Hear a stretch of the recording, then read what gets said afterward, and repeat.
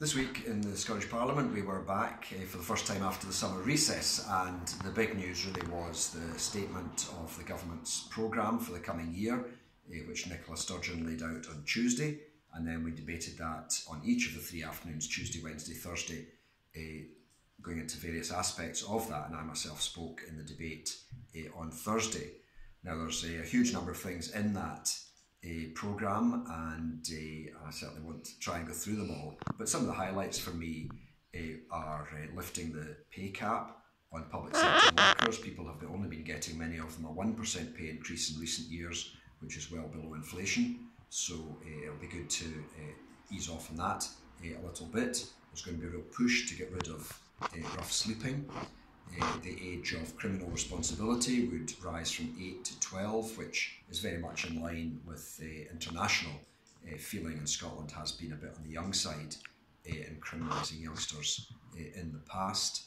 And one of the things I'm quite positive about is universal basic income, or citizens' basic income, and the government's going to explore if we could take that forward, which would mean effectively that certain benefits at the basic level would be unconditional. Everybody would be entitled to that, and the whole would hopefully try and get rid of some of these sanctions and the fact that because somebody doesn't turn up at a particular meeting, they end up with no money whatsoever. And obviously some of these things would cost money, and so the government and the Parliament are going to explore what we can do with income tax. And that's something that hopefully people watching this and other constituents can take part in that debate as to what kind of income tax system should we have. Should we pay a bit more and protect our public services? Or do people want to keep income tax as it is? Or could we change the whole system and have more bands perhaps instead of just the two major ones?